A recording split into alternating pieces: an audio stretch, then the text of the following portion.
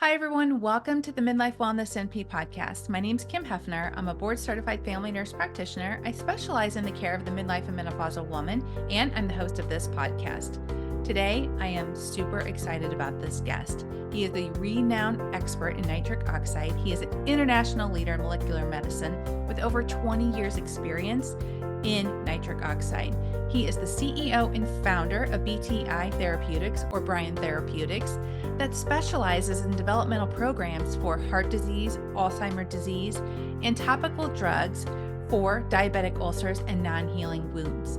I am excited to welcome Dr. Nathan Bryan to the podcast. Welcome, Dr. Bryan. Thanks for being here. Thanks, Kim. Great to be with you. Thanks for the invite. Yeah, I am super excited to talk about this. Menopause, it affects everything for women, including nitric oxide. So we are going to have a good discussion on this. Absolutely. First, let's just talk about what nitric oxide is and why is it considered the magic molecule or miracle of life molecule? Yeah. Well, it's a signaling molecule, and once upon a time it was considered a miracle molecule.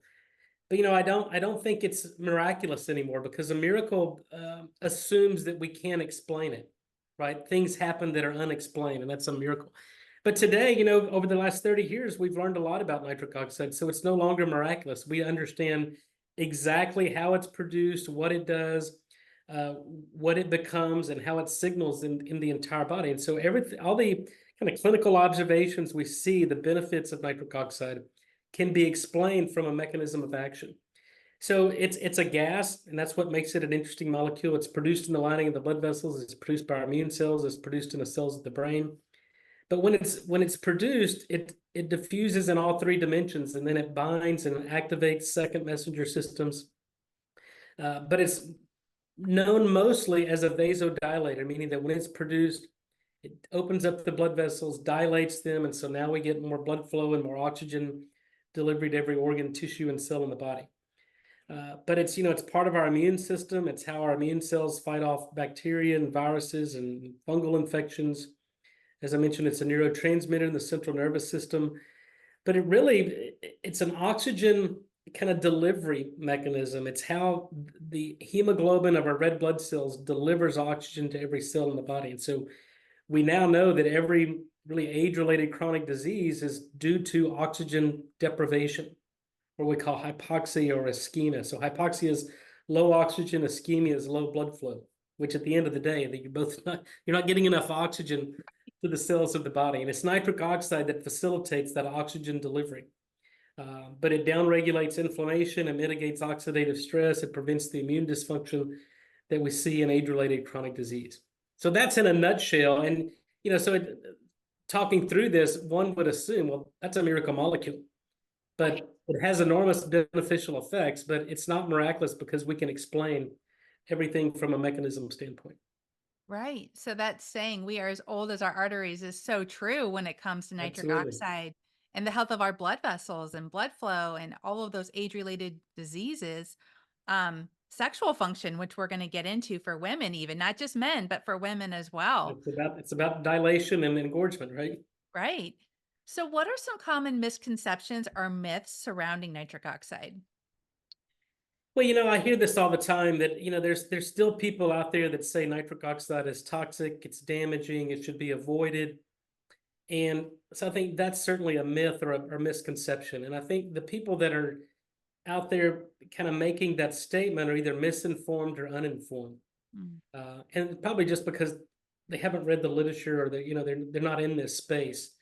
I've spent more than 25 years in the basic sciences and the clinical sciences around nitric oxide. And so to me, without a doubt, nitric oxide is one of the most protective molecules. In fact, one of the most important molecules produced in humans. Now, dose dictates poison, so there may be conditions where too much uncontrolled nitric oxide combined with a lot of oxidative stress may cause some acute insults or injury, but it's not a toxic, it's not a damaging molecule. In fact, we need it. It's essential for life. It's how oxygen is delivered. It's how mitochondria respire and produce ATP. It's how our body kills off bacteria and viruses. So you can't live without it. Yeah, I was going to ask you if you could get too much nitric oxide. You can theoretically. Clinically, does it ever happen? I mean, people thought years ago that people who get sepsis or septicemia Mhm. from kind of a systemic inflammation, the problem with sepsis is you develop end organ failure because you lose perfusion pressure, and a loss of blood pressure. And so, we thought maybe 20, 30 years ago that it's due to an overproduction of nitric oxide. So in the 90s, there were clinical trials designed around in septic patients, let's give a compound that inhibits nitric oxide production with the intent to see if you can prevent the systemic vasodilation, can you maintain some perfusion pressure and prevent end organ damage and death from sepsis? And what the clinical trials told us was that if you give a molecule that inhibits nitric oxide production, even in sepsis, that the patients get worse. So Mm. that told us that nitric oxide isn't contributing to the end stage mortality in sepsis. There's something else going on. And so it still now it contributes to this whole thought process that nitric oxide is extremely protective. And even in the kind of worst case scenario of sepsis, it's still providing some protective benefits because when you inhibit its production, patients get worse, mortality increases. Um, but the only signs of toxicity are low blood pressure and methemoglobinemia. Mm. So if you deliver nitric oxide at the right dose at the right time, then you don't get any unsafe drop in blood pressure and you don't get any hemoglobin formation. I was amazed when I was reading just about how quick it comes and goes. It's like what, 3 to 5 seconds? It's there and gone, or Well, the half-life of nitric oxide inside the lining of the blood vessel is about 2 milliseconds. So wow. 1/5 of a second. And then outside the blood vessels, it can last up to maybe 2, 3, maybe 5 seconds, as you mentioned. And that's why we have to regulate. So it's the second to second regulation in the production of nitric oxide that regulates vasomotor tone and how we dilate and contract blood vessels and increase blood flow to the brain when we're trying to recall memory, improve blood flow to the sex organs if we're about to have sex, Mhm. or improve blood flow to the heart if we're starting to exercise so we can basically dilate the coronary arteries to meet the increased metabolic demands on the heart. Right. Wow. Is there any science behind mouth taping? It seems like everybody's doing it. And I just wondered, is there any real science to back up doing that? Yeah, actually there is. So, we talk about nitric oxide being produced in the lining of the blood vessels, and these are the endothelial cells. So the endothelial cells are inside the blood vessel. But that same enzyme is found in our epithelial cells, and the epithelium is what's outside the body, right? It's the cells that make up the lining of the gut. It's the cells that make up the lining of our airways and our sinuses. So the enzyme that produces nitric oxide is found at a really high concentration in our epithelial cells. And there are mechanoreceptors on these epithelial cells that when activated, it signals that cell to make nitric oxide. So when you do nasal breathing, it activates these mechanoreceptors. And as long as the enzyme is coupled and functional, that enzyme produces nitric oxide. It goes into the pulmonary vasculature. It dilates the bronchioles. It's a bronchodilator, vasodilator. So you can get actually better oxygen delivery, better oxygen uptake by doing nasal breathing. But here's the problem. There's two problems. Number one, mouth breathers bypass this entire activation pathway. And then number two is that the enzyme must be coupled and functional. And so if you have what's called endothelial dysfunction and the enzyme is not working in the endothelial cells, then the enzyme is not going to work in your epithelial cells. Mm. So you can activate, stimulate with nasal breathing till the cows come home, but you're never going to get any nitric oxide produced because the enzyme isn't working. Mm. So what we focus on is fixing the enzyme. So now when you do nasal breathing or deep breathing, you can actually produce nitric oxide endogenously, have it delivered to the pulmonary circulation, and it can lower blood pressure. And I think the data on deep breathing or nasal breathing is pretty clear that it can lower blood pressure in patients with high blood pressure. Okay. Excuse me. Okay. Yeah, I thought so because with this, especially with blood pressure, I was thinking I do recommend my patients kind of do those deep breathing, inhalation, and, nasal breathing. So I'm glad at least that is good advice. Yeah. Um, Well, I want to talk a little bit about menopause, particularly. Everybody's talking about menopause, definitely because it's huge. It affects everything in a woman's body, every tissue, every organ, but especially when it comes to our heart and blood vessels. So I'm super excited to talk with you about this. As estrogen declines, how is nitric oxide affected? Well, estrogen is what we call a positive activator or stimulator of nitric oxide production. So it's not just the activation or the activity of the enzyme, but it's also the nuclear expression. So when we look at things like the best example is telomerase, nitric oxide co-localizes with the estrogen receptor and then activates that translation or transcription and translation of telomerase enzyme, which prevents telomere shortening. So without estrogen, when women reach menopause and estrogen declines, you no longer get the activation to improve nitric oxide production, and then you lose the genetic translation or transcription of these longevity genes. And telomerase is one, PGC1 alpha is another, that basically activate mitochondrial biogenesis. So look, menopause, basically, as the name implies, it's stopping of the menses, right? And that stopping of the menses or the cycle, the female cycle, is typically due to a loss of estrogen. And estrogen's a very important hormone, but it's really, I like to call it andropause. It's not just menopause because it's not just the stopping of the menses, it's a more global problem. It's a hormone deficiency. And I think that's the beauty of hormone replacement therapy today is how do we give back these bioidentical hormones that we can recapitulate hormone signaling and hormone levels, pre-menopause or back to where when we were 20 in our teens or 20s. And I think once we can do that, then we can, again, focus on the restoration of nitric oxide production. So now when you do hormone replacement therapy, the enzyme that makes nitric oxide is coupled and functional, and now you can get the cardioprotective benefits of hormone replacement therapy. But I think if you do this without first considering nitric oxide, you're only, solving half the puzzle, right? Because you can replace the hormones, and there are other kind of signaling aspects and metabolic aspects of hormones that are completely independent of nitric oxide. But I think when we look at the cardioprotective benefits and kind of the longevity genes that are induced by hormone replacement therapy, those are dependent upon the cell's ability to make nitric oxide. So if we first fix the reason the body becomes deficient in nitric oxide, and now we replace estrogen or thyroid hormone or progesterone or any other hormone, now the body is actually fully integrated and it signals, it can do its job, everything's connected. And that's really the key to health and longevity. Are the other hormones involved as well? Because it's my understanding that our cells our vessels are lined with progesterone receptors as well. Does testosterone play a role, or are all of our sex hormones involved in nitric oxide production? Yeah, I mean, the preponderance of the literature on hormones and nitric oxide really relate to testosterone in men and estrogen in women. They're positive regulators of nitric oxide production. So they're activators. So when we reduce our ability to make testosterone in men or estrogen or both, right? Men make estrogen, women make testosterone, and so it's a balance. But when we lose those molecules or we lower our concentration of them, then there's less activation of nitric oxide. But that's typically not the rate limiting step in that. We have to first fix the enzyme that makes nitric oxide, and now we can get activation. But you can potentiate the effects of that by titrating up hormone levels that basically recapitulate what normal levels would be in a premenopausal or a young, healthy individual. And that's the goal.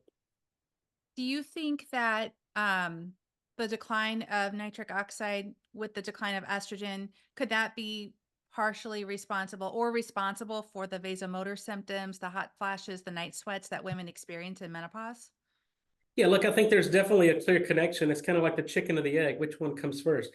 I think the data that I read and the literature that I've kept up with, it's the loss of nitric oxide typically that precedes all other events. Because in most endocrine glands, whether it's the ovaries in women, the testes in men, or whether it's the thyroid gland or the adrenal glands, when you secrete a hormone from an endocrine gland, part of that signaling and secretion is dependent upon nitric oxide. So that's the release of the hormones from the vesicles. And if you can't make nitric oxide, then you typically lose signaling aspects of that. Mm. And then the other thing is too, without nitric oxide, then you have decreased circulation.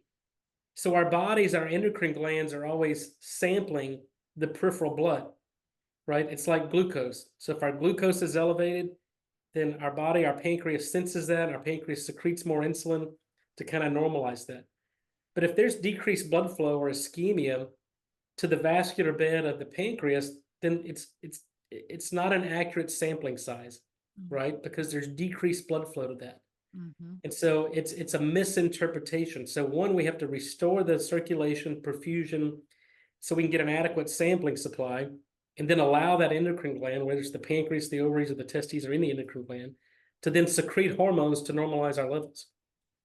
So I think you can't have one without the other. And I think, I always say that nitric oxide is foundational, but it's not a panacea, it's not an end all be all cure all, but it's foundational for everything we do going forward. And so let's fix and focus on nitric oxide, but then that allows the clinician to dig a little bit deeper and go, okay, how do we restore estrogen levels? And do we need a little testosterone? Do we need to normalize thyroid function? How are our adrenal glands doing? And really look at the entire clinical picture. Mm-hmm. Right. Well, beyond blood vessels, you mentioned the pancreas and that. So how does it affect bone health for women, cognition, metabolic health, which is huge as we go through menopause with the increase of insulin resistance, and again, mentioned sexual health. So it's more than just blood vessels and heart. I mean, it's Yeah, that's affecting right. everything. Yeah, the bone is an active organ, right? So it's constantly building up and breaking down. And these are the role of two subtypes, osteoblast and osteoclast. And nitric oxide is what controls and regulates those activities. So really, osteoporosis in both men and women can be traced back to a functional loss of nitric oxide. So now the cells that break down bone are more active than the cells that are rebuilding the bone. And so you get an imbalance and you get brittle bone breakdown, osteopenia, osteoporosis, and hip fractures. And then typically that's, kind of the terminal step in a person's, health and well-being and really life. So again, yeah, we have to maintain the balance and the activity of these cells. And look, there's other contributing factors than just nitric oxide, but nitric oxide is certainly an effector on those cell types. And then if you look at metabolism, 9 out of 10 Americans are metabolically unfit. Mm-hmm. So what does that mean? It means that their mitochondria are dysfunctional. Nitric oxide is what controls and regulates the number of mitochondria per cell and the efficiency of oxygen utilization to make ATP. So when you have adequate oxygen delivery to the mitochondria and we can supply oxygen, then through that one cycle of the Krebs cycle, we can make 36 ATP.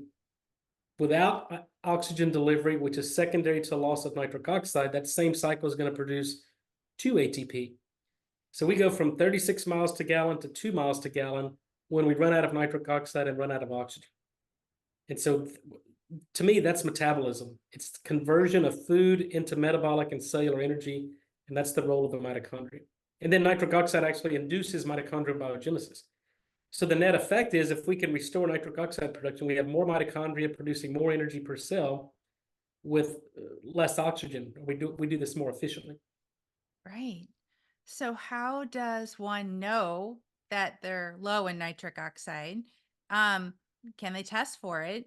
And then how do they get started? How do they start working their way back to, getting that production up again? Yeah. Well, the first question is, how do we know? And that's been a challenge for the past 20 years because you can't test your nitric oxide levels like you can your cholesterol or vitamin D or magnesium. Because as I mentioned, it's a gas, and once it's produced, it's gone. Now, in the research lab, we can measure things like nitrite and nitrate and nitrosothiol, which are metabolic end products of nitric oxide production. But clinically, it's really not available. And then, about 15 years ago, I developed a salivary test strip that acts as a proxy for kind of what we thought was total body nitric oxide production. But, I've gotten away from those because there's too many false positives. And so to answer the question is, we have to rely on symptoms. How do you know if you're nitric oxide deficient? It's how you present clinically. So if you have sexual dysfunction, that's the first sign and symptom of nitric oxide deficiency. If you have an unsafe elevation in blood pressure, really anything above 120/80, that's an indication that you've lost the ability to produce a major vasodilator, nitric oxide. If you develop insulin resistance, we reported in 2009 that nitric oxide is part of the insulin signaling pathway. So if you have insulin resistance type 2 diabetes, you're nitric oxide deficient. If you develop exercise intolerance and you can't, maintain some active lifestyle because you get short of breath, chest tightening, then that's a nitric oxide deficiency. And then later on, you start to develop mild cognitive disorders, vascular dementia, and Alzheimer's. And all of those are symptoms of nitric oxide deficiency. Wow. So then if you have one of those, and so there's two ways to look at this. And I tell people there's only two people who need nitric oxide. There's the people who are sick and want to get well, and there's the people who are well and don't want to get sick. So both of those people need nitric oxide. So if you want to be proactive and prevent the age-related decline in nitric oxide production, or you already have these symptoms, then how do we correct it? And it's pretty simple. So you just stop doing the things that disrupt nitric oxide production. And the big offenders are fluoride in your toothpaste, which acts as an antiseptic, killing the oral microbiome. Antiseptic mouthwash, again, destroys the microbiome, which is part of our nitric oxide producing capacity in the human body. And then the third one are antacids, specifically proton pump inhibitors.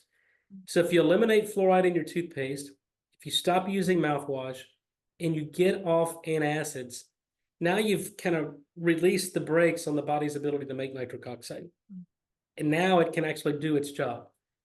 But you can actually activate that or potentiate that by, moderate physical exercise, 20, 30 minutes a day, or a couple of minutes of, high intensity interval training a couple times throughout the day.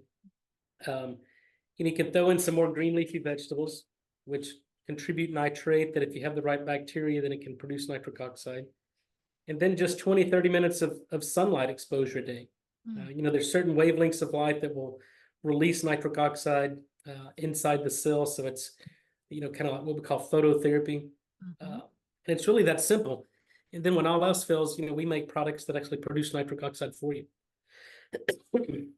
Yeah, I was going to ask you about those, especially when it relates to menopausal women, how do those supplements work? I know I was going to ask you about, L-arginine, L-citrulline, those are kind of marketed to produce nitric oxide. So I wanted your input on those, and then tell me more about what you've developed and how they work. Yeah, so for the past 25 or 30 years, there's been a number of hundreds of nitric oxide products marketed as nitric oxide that contain arginine and citrulline. And so as we've learned more about the enzymology and the biochemistry of the mechanisms of production of nitric oxide in the human body, we've come to realize that nitric oxide deficiency is never due to an arginine or citrulline deficiency, because these are semi-essential amino acids. And what that means is that you get these amino acids from the breakdown of protein in your diet, whether it's animal proteins or plant proteins, but they're also produced through the urea cycle. So the cell makes arginine and citrulline through its normal metabolic flux through the urea cycle. So, and you already have 20 to 40 times more of these amino acids, and arginine specifically, than what's required to saturate the binding site of the nitric oxide synthase enzyme. So giving more doesn't produce more nitric oxide. In fact, in patients with endothelial dysfunction and menopausal women, it could actually cause more harm than good. So I tell people, just ignore the nitric oxide products that have arginine or citrulline. Citrulline is actually a byproduct of nitric oxide production. It's not a precursor. Okay. So that's very simple. Save your money. You don't need those. Your body provides enough of these amino acids that it needs to make nitric oxide. And then, the other kind of category that's emerged over the past 10 to 15 years are beets. Beets have become almost like a hero vegetable, but, there's some science behind it. Okay. But unfortunately, most of the beet products that are commercially available are just dead beets. I mean, they provide no nutrient benefit, and they certainly provide no nitric oxide. Okay. So most of these beet products, the only thing they do is turn your pee and your poop pink and red and make people think they're bleeding. Good to know. And then, then there's the comic relief of companies trying to sell beets through a gummy. And that's wrong on multiple fronts. Number one, gummies destroy the microbiome. They glycate the enzyme that makes nitric oxide, lead to complete deficiency of nitric oxide. And Okay. two, you cannot deliver enough beets in a gummy, in a 1 to 2 gram gummy, to do anything in terms of nitric oxide. Okay. So that makes it very simple. And it's not just beet gummies and chews, it's anything that's delivered in a gummy. The last thing Americans need is more sugar or gummies or things like that. So that's completely off the table. Get rid of gummies and chews because they don't work. Scientifically and mathematically, they cannot work. Okay. So that's very simple. So what we do is completely different. And this is based on really 25 years of understanding the basic science around nitric oxide, understanding how the human body makes nitric oxide, understand what goes wrong in people that can't make it, then how do we give back that nitric oxide that's missing? And so this is what we call restorative physiology. Find out what the body's missing and let's give it back, and then allow the body to do its job. So all of our products that we we bring to market actually produce nitric oxide. If your body can't make nitric oxide, then these products do it for you. Wow. We're not giving you precursors and substrates and closing our eyes, crossing our fingers, and praying to God that you can make nitric oxide, because most people can't. That's the reason they're deficient. So Right. we produce a certain amount of nitric oxide over a certain period of time. And that nitric oxide, although it's a gas, it goes systemic. It binds to glutathione, it's oxidized to nitrite, and we can extend the biological half-life from 2 milliseconds out to tens of minutes and hours. And that's our orally disintegrating tablet. We make a topical nitric oxide for the skin, for aesthetics, for beauty, for dilating superficial blood vessels. And then we make a fermented beet powder that actually delivered. We got a beet product that actually produces nitric oxide gas. Okay. And so those products are, not only scientifically validated, they're clinically validated to show improvements in dilation. And it's not dependent upon the oral bacteria. So whether you use mouthwash or proton pump inhibitors or fluoride, it will not affect the activity of our products because we're not relying on your own stomach acid or your own microbiome to do it. We do it for you. Okay. So there is scientific evidence. You've done all the trials. I mean, because there is so much out there right now about people with supplements and don't take them, they're unregulated or this. I mean, so it's just a whole thing. So that's really cool that you actually have scientific evidence to back it up. What are some of them? Because I'll kid you not, I was just at CVS the other day. I was shocked by the amount of supplements and stuff that were Oh, geez. advertising just for nitric oxide. I had no idea. Well, it's the wild, wild west out here in the supplement. And that's really the source of my daily frustration because you've got these companies out there that basically we all have to say the same thing, right? There's the DSHEA Act, which is called the Dietary Supplement Health and Education Act, which basically informs us on supplement companies on what we can and cannot say. So the DSHEA Act allows us to basically say that these products can support the normal structure and function of the human body. So these are structure function claims. Mhm. So everybody can say the same thing. This product may support or help support nitric oxide production. And we can't say anything more than that. But 99% of the products out there don't do anything to nitric oxide where ours do. So the marketing is all the same. The language is universal. So it's very it's very confusing, not just for the consumer, but for well-informed, educated practitioners like yourself. Hell, I'm even confused. And if I'm confused and somebody who's been in the science for 25 years, what is the normal layperson? Obviously, they're confused and they're going to go, typically they buy on price and they buy on what's advertised on TV. So they get caught up in the fraudulent, deceptive marketing that they see on TV and they buy on price. Mhm. And now it's frustrating because these people go out there with good intentions of accepting the value proposition by these companies that nitric oxide is extremely beneficial. This is a nitric oxide product. They take it and they don't get any benefit from it. So now their interpretation is nitric oxide is not important for me. Mm. And nitric oxide is extremely important. And the misinterpretation is the product that you took didn't deliver on the nitric oxide brand promise. So that product didn't work for you. Nitric oxide always works. Mm. And that's what makes us different is we're actually taking our technology, the same technology we have in our dietary supplements where we can't make specific claims. We're taking that technology through the FDA specifically for drug applications. So Okay. for supplements, you just have to demonstrate safety, right? You can't make efficacy claim. And companies out there will never do efficacy trials on their supplement because they know that they don't work and they're not going to spend the money on it.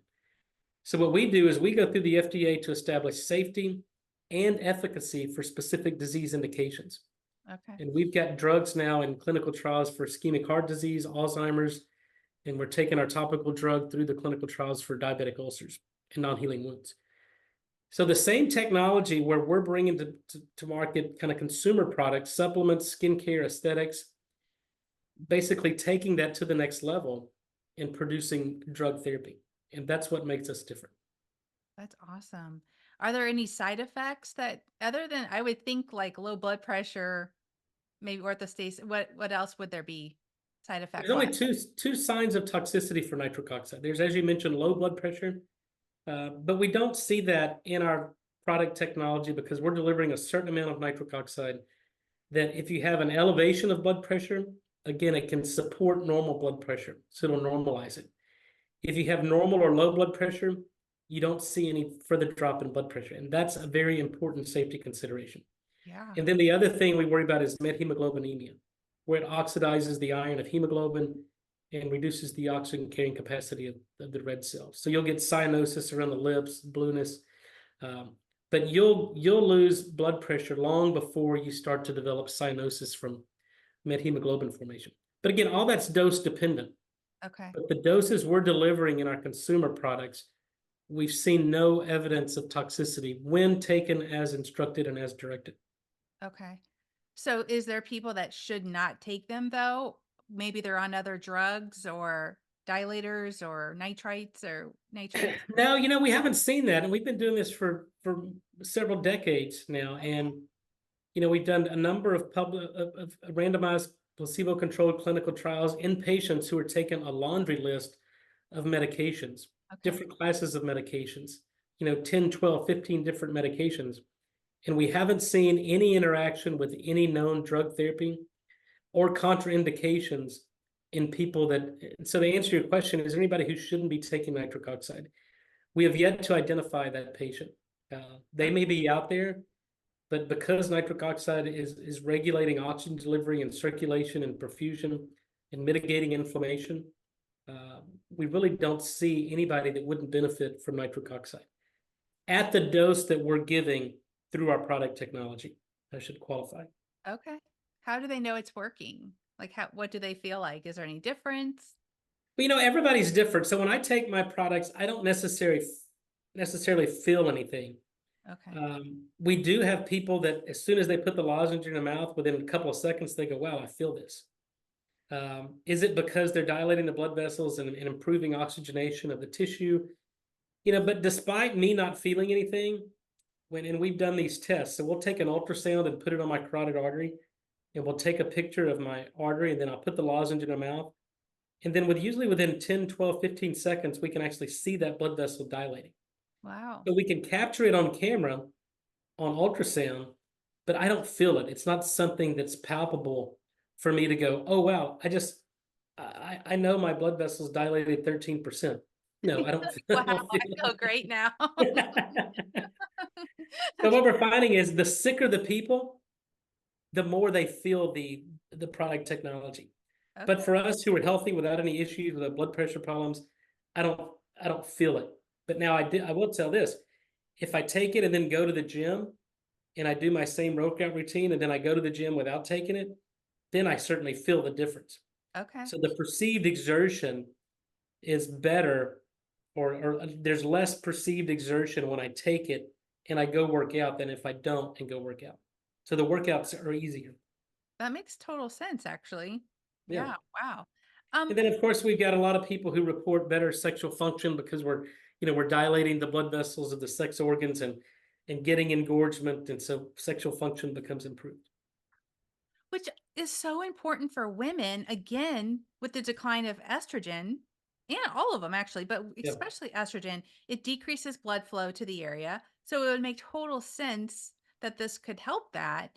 Um, Yeah, because we're always talking about sexual function for men, but it becomes a big problem in menopause, and it's sad. It really impacts quality of life and a lot of different things. Yeah, well, women, as you know, when postmenopausal women become anorgasmic, sex becomes, Mhm. painful. There's less lubrication, and it's no longer enjoyable. So, Right. there are many contributing factors to sexual function, and when it's hormonal, it's psychological, it's social, it's physiological. But I think the underlying kind of barrier to that is lack of blood flow, Mhm. because without blood flow, you can't dilate the blood vessels of the clitoris or the penis. You Mhm. don't get engorgement.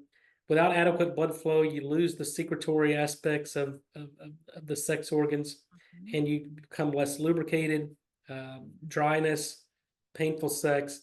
So, look, I'm not saying nitric oxide is going to fix and correct all of that, but Right. again, it's foundational that Mhm. if we restore normal blood flow and circulation, the regulation of blood flow to the vascular bed of the sex organs, now you can start to do other things, do hormone replacement, whether it's estrogen, progesterone, balance those hormones. And now you can start to lubricate, you can improve blood flow and restore normal sexual function. And I think that's key, not just to menopausal or postmenopausal women, but we're seeing guys 20, 30 years old with ED, and you're seeing, you know, late teens, early 20s of women that are anorgasmic and Right. don't have enjoyable sex. Which is crazy. You're Yeah. so young. That's so true. Um, Also, I wanted with women, Alzheimer's, dementia. I was just reading up, trying to understand the correlation between, if menopausal hormonal therapy works for Alzheimer's, prevents dementia. The research, it seems, is mixed. So I was trying to Yep. kind of research that a little bit. Does it have to do with low estrogen seems protective of cognitive function? But with men, is it because they have testosterone that has produced throughout life, whereas women's, maybe that's contributing factor to Alzheimer's? What has your research shown? Well, we have an active Alzheimer's drug program that we're working on now. So I think there are a number of contributing factors to the rapid onset of, and I think what the data tell us is that postmenopausal women, you get an acceleration of the incidence of dementia and Alzheimer's. So there's certainly a correlation with low estrogen. Mhm. But I think foundationally, and kind of contributing to the underlying etiology of vascular dementia and Alzheimer's, is lack of nitric oxide. And again, I come with a very heavy bias because that's what I've done. But let me explain and corroborate my bias with real science. Mhm. If you look at what causes the early onset and progression of Alzheimer's, there's really uh, two main things. There's decreased blood flow to the brain, and we see this through SPECT scans and through functional MRIs. So there's called focal ischemia, which means there's parts of the brain that aren't getting adequate blood supply. And then obviously those cells of that brain can't function because they're deprived of oxygen. The other thing that we see in Alzheimer's is insulin resistance. And in fact, Alzheimer's is now referred to as diabetes type 3. So if you have decreased blood flow and you have insulin resistance, now you're going to have protein misfolding, right? So if you can't get the good stuff in and take out the waste product, you get protein misfolding. And what is that? Well, that shows up as tau tangles and amyloid plaque, which are the hallmarks of Alzheimer's. Mm. Right. So, as you know, drug companies are making monoclonal antibodies against the tau proteins and the amyloid plaque, and they've grossly failed Mm. in clinical trials. And to me, it's not a surprise because those are consequences of disease. They're not causing the disease. Mm. So they're chasing the wrong target. Mm. So what we're doing in our Alzheimer's drug program is we're giving nitric oxide. And what does that do? Well, it dilates the blood vessels, and we can improve perfusion of the brain. We improve glucose uptake, and we potentiate insulin signaling. So you basically overcome the etiological hallmarks of Alzheimer's disease, and you restore blood flow to the brain, you improve glucose uptake, and now the brain cells can actually do their job. You get oxygen in, you take out the metabolic waste products, you don't get protein misfolding, and that's the answer to Alzheimer's. And Right. so we feel very confident that our Alzheimer's nitric oxide drug is going to be a game changer. Uh, Wow. there's obviously other contributing factors that can accelerate that, but I think if we look at what the science tells us, that Alzheimer's cannot and will not be corrected until we restore nitric oxide. Mm. And that's why I think this is going to be a hallmark breakthrough in dementia and Alzheimer's. Now, can we accelerate that, or can we enhance the therapeutic benefits of that by giving estrogen or testosterone in both men and women? Absolutely. But are we going to correct Alzheimer's and dementia simply by giving more estrogen or testosterone? No way. We have to restore the metabolic aspects of the disease and improve blood flow, and that's what nitric oxide does. With that, I always think about prevention as starting way years before we finally show up with something. So at what point, I mean, you would want to start that earlier in the process. I mean, to prevent, Absolutely. Like, no? yeah, medicine is reactive, right? People don't Right. make changes until they have a heart attack, stroke, or they're diagnosed with diabetes or dementia and Alzheimer's. So Right. I think we have to change the conversation and be proactive. So it goes back to the statement I made earlier. There's only two people who need nitric oxide: the sick that want to get better, and then there's people like us who are well and don't want to get sick. So I think that's why we have to reach the masses and get people on the right nitric oxide product to prevent the age-related decline so that they don't develop age-related disease.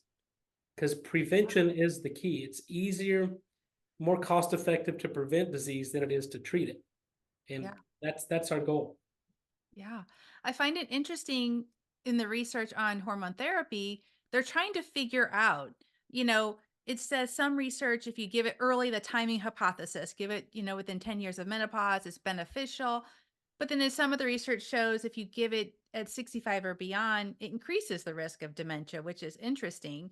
So they're trying to figure that out because the studies, everybody wants to know, like, especially women, like, should I be taking it? Should I not? What should I be doing? Yeah. Right. Yeah, that's the difficulty of designing clinical trials, because the human body is extremely complex. And there's so much crosstalk and interplay between, and when I was in academia, it was always this one drug, one target. When I talked about to my academic colleagues and the leaders of the Institute of Molecular Medicine, and I talked about developing drug therapy, they go, "What's your target?" And I go, "What do you mean, what's my target?" "The human body, and disease is my target." That's what Right. But It's this whole complex. paradigm of one drug, one target of, okay, if your target is the enzyme that makes cholesterol, and you want to make an inhibitor of HMG-CoA reductase, which is called a statin, then obviously the HMG-CoA reductase enzyme is your target for that drug. Nitric oxide is a gas. The target is the human body. So this is a completely different thought process, and they just left scratching their head, because we're not developing synthetic compounds that inhibit a biochemical reaction. We're giving back to the body what the body is missing. Right. And that's not pharmacology, that's physiology. Right. But if you give it in these clinical trials, you give like hormone in different stages of development of disease, then obviously I think in any disease process, there's going to be a point of no return. In every disease process, there's a point where you're not going to be able to correct it. It's past, you've already passed go, you've collected your $200, and now you're done. And I think that's why we have to pay attention to our body, and our body always talks to us. If you start developing symptoms, ED, high blood pressure, insulin resistance, that's your body telling you, "Hey, I got something going on here that you need to pay attention to." Don't wait until you have a heart attack and die, or develop Alzheimer's, or lose a limb, or lose your eyesight due to diabetes. Pay attention and take corrective steps early on in the process. Don't wait till you get sick or get disease. It's all got a similar root, everything that you just mentioned. It's so true.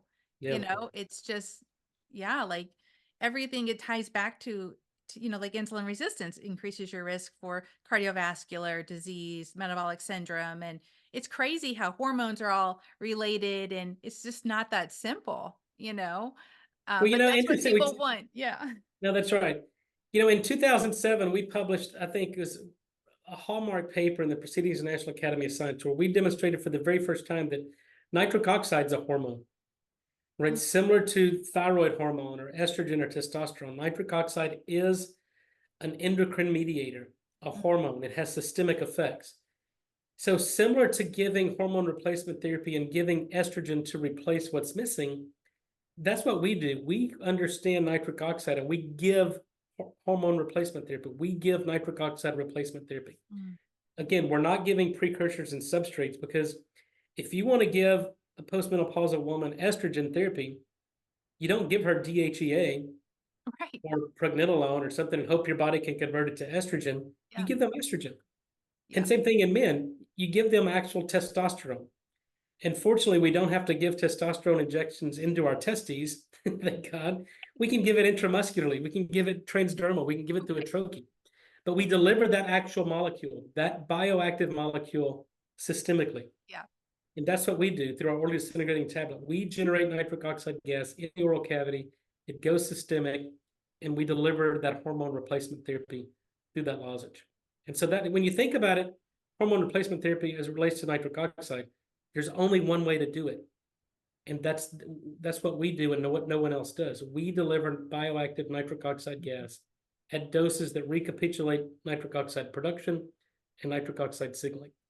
That's so cool. Part of the battle I deal with, is just the back and forth of hormone therapy in general. People call it Yeah. poison, don't give it. I'm like, and then DHEA you mentioned, that's a big controversy. Do you Yeah. need it? Do you not? I'm like, so those are all the questions I get too. It's like, well, there's not, there's some evidence for it, but it's not in medical guidelines to give DHEA, which should tell us a little something, in Well, there are regards a lot of things in the medical guidelines that aren't good for humans. So we have to take that with a grain of salt. Well, that's true too. That's Yeah. true too. And, I tend with hormone therapy, there are guidelines for it, which is great because some people won't prescribe it. But then you have to wonder how far behind are the guidelines? How long does it take to develop guidelines? So there's that too. Well, we know that. We know it takes an average of 17 years for new discoveries to become standard of care. Yeah. So any new guidelines that are implemented by the American Medical Association or state licensing or boarding agencies are data from 17 years ago on average, Yeah. which means it could be 10 or it could be 27 years. It could be 7 years or 27 years. It's 17 on average, then that spans the whole spectrum. Yeah. So, and then by the time that becomes standard of care and part of the guidelines, the science has emerged so far that those guidelines aren't even up to date anymore. Yeah. And now the pace of scientific advancement is unlike at any other time in the history of medicine or human life. So if they're making guidelines and standard of care based on data from 17 years ago, then it's already out of date and it's obsolete. Yeah. Yeah. I believe it. I know that's the hard part. It's like you're either up and coming or you're crazy because you don't follow the guidelines. I know you probably experienced the same thing. You're like, I don't Yeah, know what no, to we're do. the crazy ones out there, right? I know. It's like, oh my gosh. Um, well, tell with these topical drugs, that's a pretty cool thing because diabetic ulcers and that's like life altering.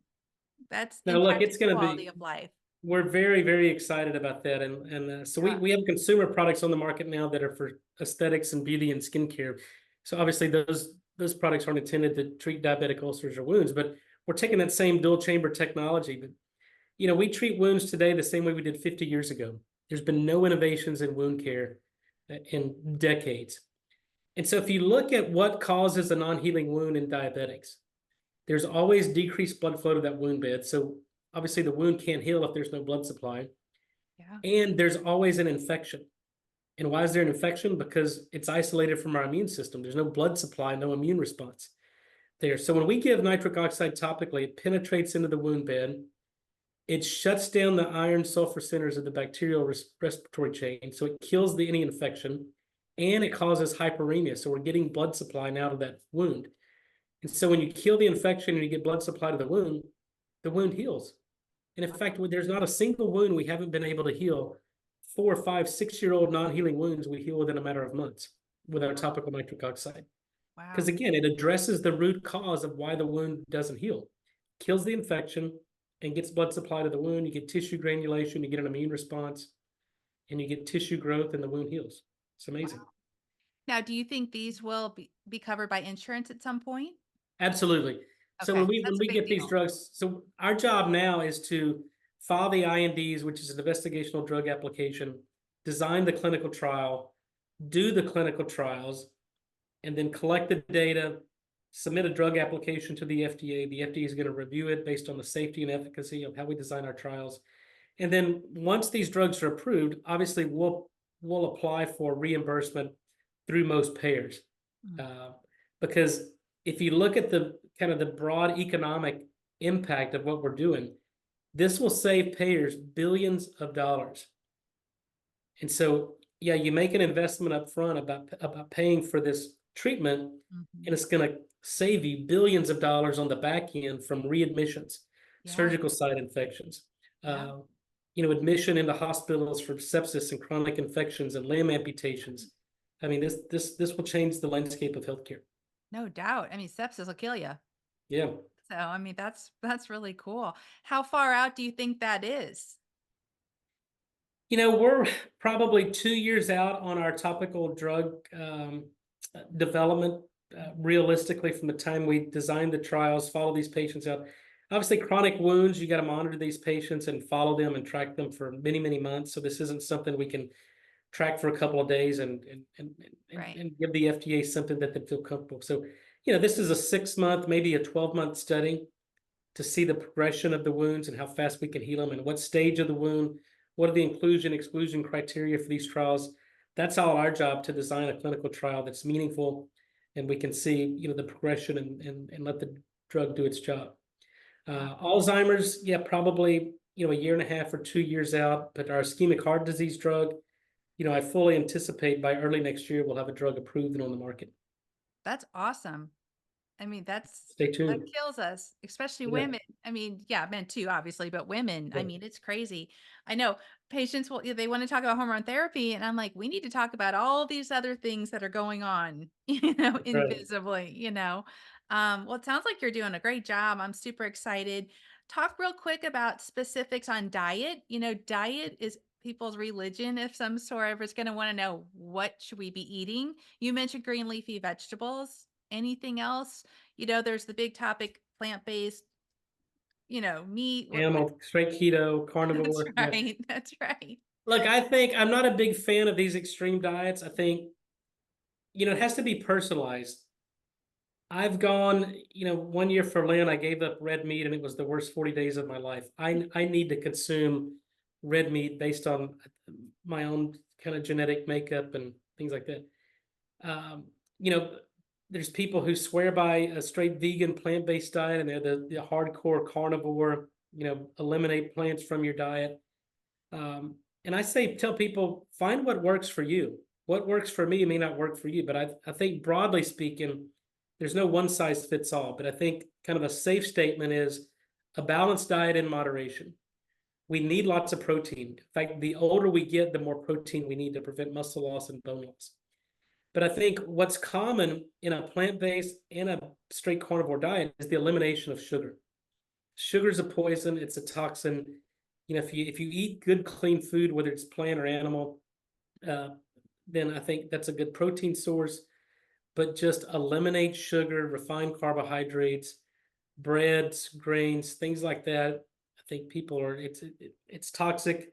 Sugar's a poison, and we got to eliminate it. Yeah, that's for sure. Yeah. Mm. Is there anything else I didn't ask you? Maybe it's important for people to know. Um, again, it's a balanced diet in moderation. We have to move. We have to be active. Um, get rid of the fluoride in your toothpaste. Get rid of mouthwash. Get off antacids, and now your body can actually do its job. So it's really these common sense things that we've known for decades that now we're trying, finally figure out a mechanism of action that explains the benefits of Hmm. certain things we do. Hmm. Um, but again, I think hormone replacement therapy is absolutely essential, and you have to do it right. Right? We have to understand what works in that individual patient's personalized medicine and give, not synthetic hormones, but bioidentical that basically, recapitulates what the body would normally produce. And Hmm. then focus on nitric oxide, fix that, that's foundational. And now you can start stacking all these other therapies or HRT or biohacks or nutritional strategies, and everything else will work better. Are you a fan of cold plunging? I am. It's painful. It's not pleasant, but just the energy and the invigoration you feel afterwards, it's certainly worth the 2 to 3 minutes of discomfort from doing it. And I think that the scientific evidence is pretty clear on it. Okay. It improves, it transforms your fat into brown fat, which is more thermogenic and more metabolically active. Um, it induces mitochondrial biogenesis. Um, so yeah, I do it. It's not something that I do every day, maybe once a week. Okay. But I do a sauna. I sit in an infrared sauna, 170 degrees for 30 minutes every day with an ozone generator. I think that's beneficial for me. It allows me kind of my quiet time for prayer and meditation. Yeah. But that's how I start my day every day. Yeah. Okay. That's awesome. All right. Where can everybody find you? And also the products, because I Yep. definitely think that sounds amazing, especially like the aesthetic ones. I mean, Yeah. that's really, as we age, super important. Well, I try to send about people. My goal is to educate and inform, so consumers can make informed decisions on what's best for them. I'm not here to give medical advice or to push my products on you. I'm just here to really illuminate the science, and so you can be informed. So subscribe to my YouTube channel. It's Dr. Nathan S. Bryan, Nitric Oxide. I've got an educational website, drnathansbryan.com. Those are the educational parts of it. For those interested in our product technology, it's n101.com. That's the letter N, the number one, the letter O, number one.com. And then for our drug company, bryantherapeutics.com, we'll do updates on there, where we are in the clinical trials, so you can keep up to date there. Yeah, the products are n101.com. Awesome. Thank you. Because that's important. Like we just talked Yeah. about, there's a ton of them. So I wanted to make sure they get that right. All right. Thank you so much for being here. It has been awesome talking to you. And good luck with everything. Thank you, Kim. I appreciate you having me on. Thank you.